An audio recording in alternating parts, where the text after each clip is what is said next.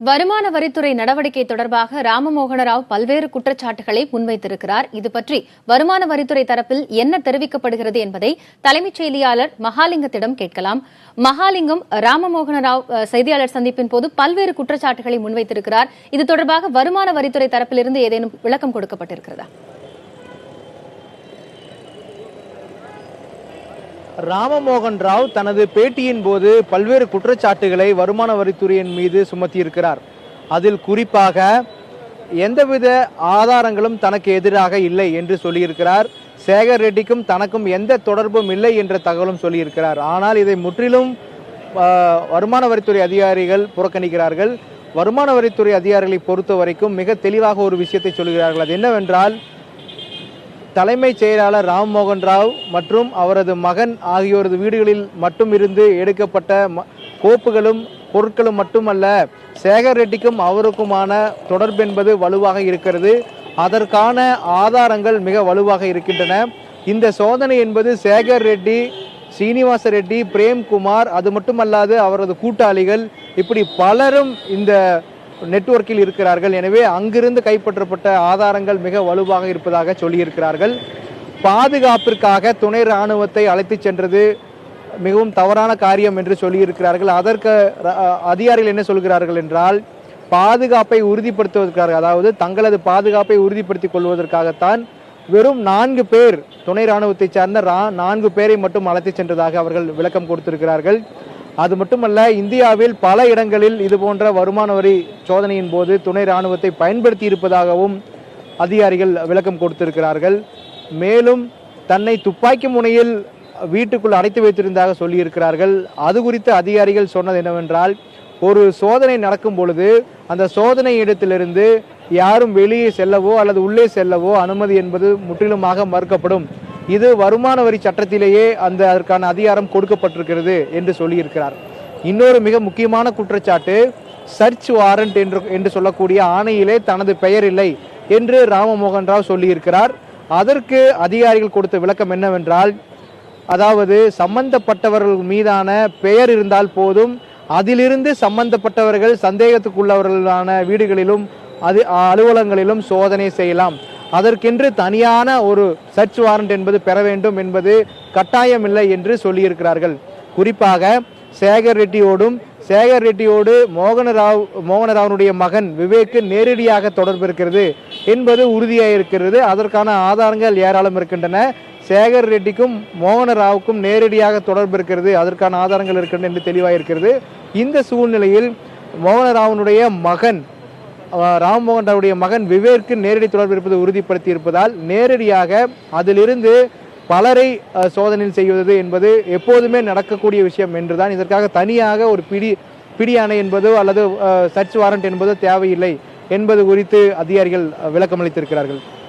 மகாலிங்கம், தற்போது ராமமோகன ராவ் செய்தியாளர்கள் சந்திப்பில் பேசும்பொழுது தன்னுடைய வீட்டில் இருந்து மிக மிக சொற்பமான பணம், நகை மற்றும் சில வெள்ளி சிலைகள் மட்டுமே வருமான வரித்துறையினால் கைப்பற்றப்பட்டதாக கூறியிருக்கிறார். அதிலும் உறுதிபூர்வமாக அவர் தெரிவித்திருக்கிறார். வருமான வரித்துறை தரப்பில் இருந்து ஏதேனும் அதிகாரப்பூர்வ அறிவிப்பு வெளியிடப்பட்டிருக்கிறதா?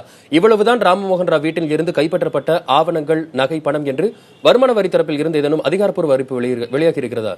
மகாலிங்கம், வருமான வரித்துறையை பொறுத்த வரைக்கும் இந்த சோதனை குறித்த அதிகாரப்பூர்வமான செய்தியாளர்கள் சந்திப்போ அல்லது செய்தி குறிப்போ இதுவரைக்கும் வெளியிடவில்லை.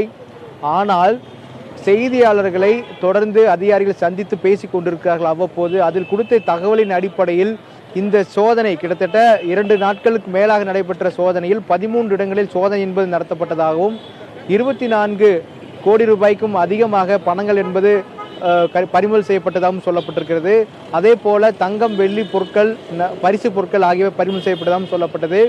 அதற்கு பிறகு விரிவான ஒரு தகவலை வருமான வரித்துறை அதிகாரிகள் செய்தியாளரிடம் பகிர்ந்து கொண்டார்கள்.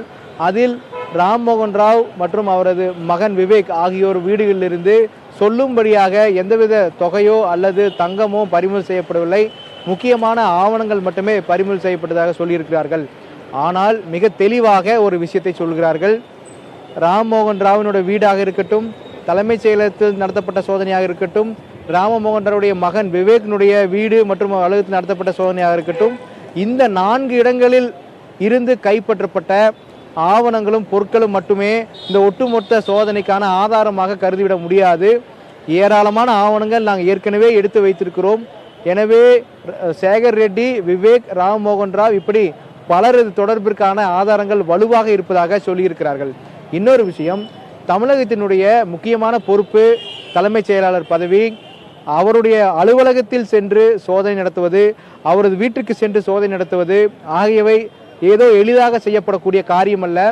இவர் இந்த விஷயத்தில் இவருக்கு எதிராக வலுவான ஆதாரம் இருந்தால் மட்டுமே இது போன்ற சோதனையை நடத்துவதற்கு உயரதிகாரிகள் அனுமதி கொடுப்பார்கள். டெல்லியிலிருந்து உரிய அனுமதி பெற்றுதான் இந்த சோதனை என்பது நடத்தப்பட்டிருப்பதாக சென்னையில் இருக்கக்கூடிய வருமான வரித்துறை அதிகாரிகள் விளக்கம் கொடுத்திருக்கிறார்கள். மகாலிங்கம், ஒருபுறம் இதற்கான அதிகாரப்பூர்வமான அறிவுறுத்தல், அதாவது இது அனுமதி பெறப்பட்டிருக்கிறதாக சொல்லப்பட்டிருந்தாலும், இன்னொரு பக்கம் என்னன்னா, இந்த விஷயத்துல மாநில அரசுக்கு இது பற்றிய தகவல்கள் தெரிவிக்கப்பட்டதா அப்படிங்கிற கேள்வியும் பல தரப்பிலிருந்து எழுப்பப்படுகிறது. அது சம்பந்தமாக வருமான வரித்துறை தரப்பிலிருந்து ஏதேனும் சொல்லப்பட்டிருக்கிறதா? காயத்ரி, இந்த கேள்வி முக்கியமான கேள்வி. வருமான வரித்துறை அதிகாரிகள் சோதனை செய்வதற்கு முன்பாக யாருக்கும் தகவலோ அல்லது அனுமதியோ பெற வேண்டிய ஒரு சூழல் இல்லை என்றுதான் பார்க்க வேண்டியது இருக்கிறது. வருமான வரி சட்டத்தின் படி வருமான வரித்துறை அதிகாரிகளுக்கு முழு சுதந்திரம், அதிகாரம் இருக்கிறது. அவர்கள் யார் வீட்டிலும் எந்த அலுவலகத்திலும் சோதனை நடத்தலாம் என்பதுதான் அந்த சட்டத்தில் கொடுக்கப்படக்கூடிய சரத்து. குறிப்பாக சிபிஐ அமலாக்க பிரிவை தாண்டி வருமான வரித்துறையினருக்கு கூடுதலாக அதிகாரம் கொடுக்கப்பட்டிருக்கிறது சட்டப்படி என்றுதான் பார்க்க வேண்டியது இருக்கிறது. எனவே சம்பந்தப்பட்டவரிடம் அனுமதி பெறுவதோ அல்லது முன்கூட்டியே தகவல் தெரிவிப்பதோ சட்டத்தில் இல்லை. எனவே அந்த நடைமுறையை பின்பற்ற வேண்டிய அவசியம் எழவில்லை என்ற தகவலை தற்பொழுது அதிகாரிகள் விளக்கமாக சொல்லியிருக்கிறார்கள். எந்த சூழ்நிலையிலும் முன்னாள் தலைமைச் செயலாளர் ராமமோகன் ராவனுடைய வீடு, அலுவலகம், அவரது மகன் வீடு, இப்படி பல இடங்களில் நடத்தப்பட்ட சோதனைகளின் போது விதிகளை மீறவில்லை, சட்ட விதிகளுக்கு உட்பட்டு தான் இந்த சோதனை நடத்தப்பட்டிருக்கிறது என்பது வருமான வரி புலனாய்வுத்துறை அதிகாரிகளுடைய தரப்பு விளக்கமாக இருக்கிறது. காயத்ரி.